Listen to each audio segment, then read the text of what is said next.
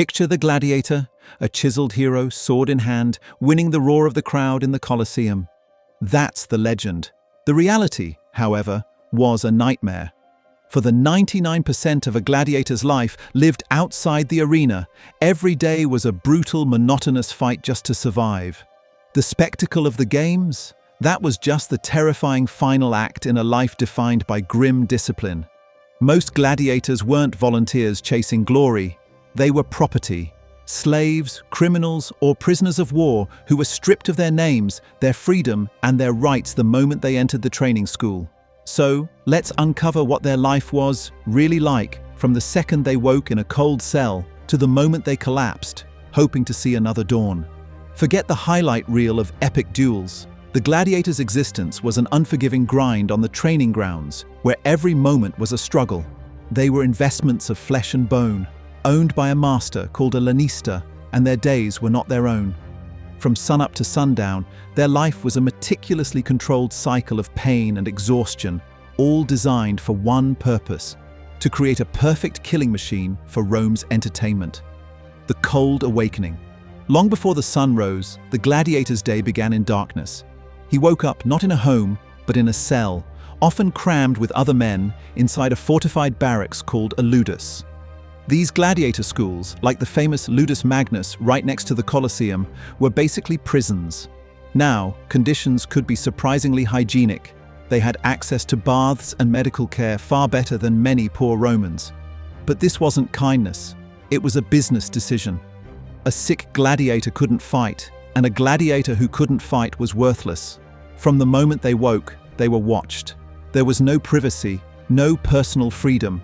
Many lived in literal shackles, having sworn a terrifying oath to endure, to be burned, to be bound, to be beaten, and to be killed by the sword. This oath, the Sacramentum Gladiatorium, legally turned them into property. Any disobedience was met with brutal punishment, from whippings to branding, a constant reminder of their place at the bottom of society. They were the infames, the infamous, celebrated in the arena but shunned in life and even in death, often buried in separate graveyards. Their day began with the cold, hard reality of their status. They were instruments of death, and their bodies were not their own. Brutal fact number 1. The gladiator's gruel. The first meal of the day wasn't exactly a feast for warriors. Gladiators had a nickname, hordeari, which literally means barley eaters. Their diet was an almost entirely vegetarian mush of barley, wheat, boiled beans, and some dried fruit. This wasn't about building a lean physique. It was the opposite. This high-carb diet was designed to build a thick layer of subcutaneous fat over their muscles, which also supplied the massive energy needed for their intense training. Why the fat? It acted as a natural shield. In a fight, it could absorb superficial cuts, protecting the vital nerves and organs underneath. A slice that might disable a leaner man would just create a bloody, dramatic-looking wound for the crowd, without actually taking the fighter out of the action. It made for a better, longer, and bloodier show. To make up for the lack of calcium in this diet, gladiators drank a special tonic made from plant or bone ash mixed with water or vinegar. This foul-tasting brew helped fortify their bones, making them dense enough to withstand the brutal impacts of training. Their diet wasn't about peak health, but about turning their bodies into durable, damage-absorbing machines. The unforgiving training ground. After their morning meal, the real work began.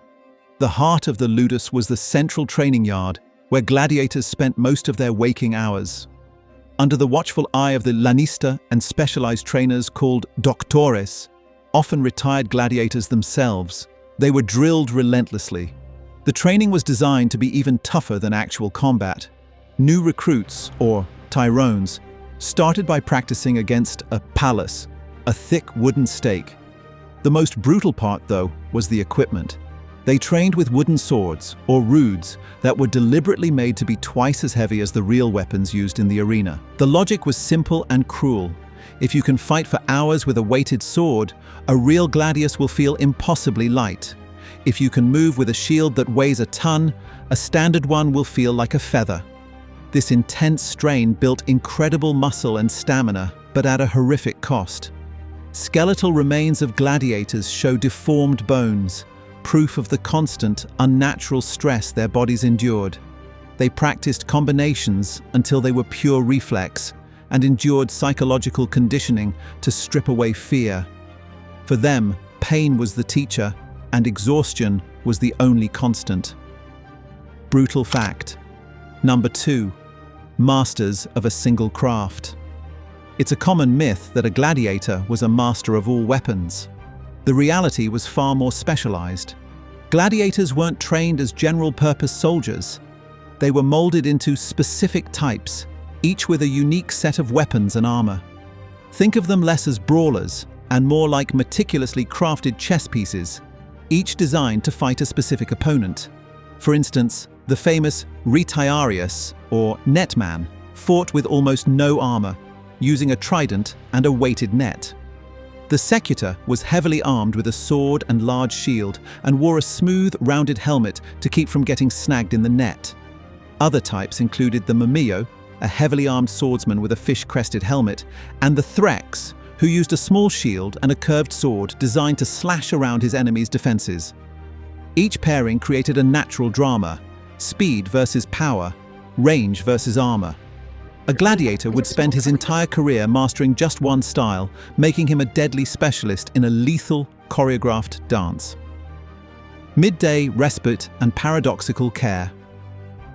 After a grueling morning, gladiators got a midday break. This meant another carb-heavy meal and, most importantly, medical attention. This is one of the biggest paradoxes of a gladiator's life. They were both disposable commodities and priceless assets. While their ultimate fate could be death in the arena, their owners invested heavily in keeping them fit to fight. Every ludus had medical staff on hand to treat training injuries with a level of care that was unheard of for most Romans. They had access to massages and hot and cold baths to soothe aching muscles. This wasn't about compassion. An owner could spend a fortune training a man for years. Losing him to an infected cut from a wooden sword was just bad for business, so their bodies were meticulously maintained. This created a bizarre daily reality.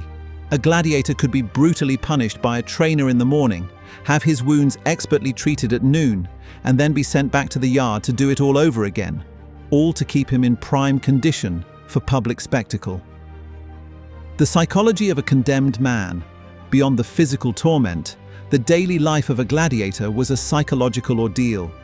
Socially, they were at rock bottom. Classified as infames, they were on par with prostitutes, stripped of the basic civil rights of a Roman citizen. They couldn't vote, hold office, or even write a will. The real mental anguish, though, came from a deep contradiction. In the arena, they were heroes, admired by everyone from the emperor down. The moment they stepped out of the sand, they were despised outcasts. This dissonance was a heavy burden. Fear was a constant companion, as most were slaves or criminals with no choice. They lived knowing that every day brought them closer to a public battle where death was a real possibility. To cope, some developed a stoic acceptance of their fate. They were conditioned to face death without crying out or showing fear, all as a final performance for the crowd. Still, inscriptions on their tombstones reveal the human cost. They speak of friends, wives, and children, and the deep longing for a freedom that so few would ever achieve. Brutal fact number 3. Not every fight was to the death. The idea that every gladiatorial contest ended in death is one of the biggest myths, mostly thanks to Hollywood. While the stakes were incredibly high, a fatal ending wasn't a guarantee. Frankly, it was bad for business. Gladiators were expensive, highly trained assets. When a sponsor organized games, they rented the gladiators. If a gladiator was killed, the sponsor had to pay the owner his full value, which was an astronomical sum. Because of this, most fights had a referee, the summa rudi, who would stop the fight when one combatant was too wounded to continue. At that point, the defeated gladiator could surrender by raising his index finger. The final decision of life or death then rested with the sponsor of the games, who would often read the mood of the crowd. If a gladiator fought bravely, he was often granted missio, mercy, and allowed to live to fight another day. Historical records suggest the fatality rate in a given match was between 10% and 20%. While those are still terrifying odds and could change depending on the importance of the games, it means roughly 8 or 9 out of every 10 defeated gladiators survived. It wasn't a long life, but it was a chance. Brotherhood and burial clubs. In the brutal, dehumanizing world of the ludus, gladiators found humanity in each other. Despite being trained to kill one another, strong bonds of camaraderie formed. They lived together, ate together, and bled together. This shared experience created a powerful brotherhood, a familia gladiatorum, a gladiator family. Veterans would give rookies advice, sharing survival tips learned through scars and experience. One of the most moving examples of this was the formation of burial clubs, or collegia. Gladiators would pool their prize money to create a fund to ensure that any member who died would get a proper burial and a tombstone. In a society that saw them as outcasts, this was a final act of dignity. It guaranteed that they would be remembered not just as a statistic, but as a person. In a system designed to strip them of their identity, they fought to retain their humanity, ensuring that even in death, they would be remembered as brothers. The evening and the last meal. As dusk fell, the training finally stopped. Gladiators returned to their cells, bruised and exhausted. The evening was a time for another simple meal, for nursing wounds, and for the anxiety of what tomorrow might bring. They were locked in their barracks, their day ending just as it had begun, in captivity. But for those scheduled to fight the next day, the night was different. They were given a special banquet, the cena libera, or free supper. This wasn't a private meal, it was a public feast where they were put on display for fans and gamblers. They could eat and drink well, a rare luxury, but it was a feast heavy with dread. Everyone there knew that for some of these men, this was their last meal. It was a grim ritual, part promotion, part final indulgence. As they returned to their cells for one last restless night, the roar of the crowd was already echoing in their minds. Conclusion. From the cold cell at dawn to the bone-deforming work on the training grounds, the life of a Roman gladiator was a relentless cycle of survival. They were fed a specific diet, not for health, but to make their fights more entertaining. They received expert medical care, not out of compassion, but to protect a financial investment. They existed in a strange limbo, despised by society, yet celebrated as heroes in the arena. They were more than just killers. They were specialized athletes, performers, and mostly enslaved men who clung to the faint hope of one day earning the rudis, the wooden sword that symbolized freedom. The Hollywood legend gives us the hero. History shows us the human being trapped in a brutal system. What do you think was the most effective matchup in the arena? The agile retiarius with his net, or the heavily armored Secutor? Let us know in the comments below. And if you found this look into the reality of gladiator life fascinating, be sure to like and subscribe for more explorations of history's toughest chapters. Thanks for watching and see you in the next video.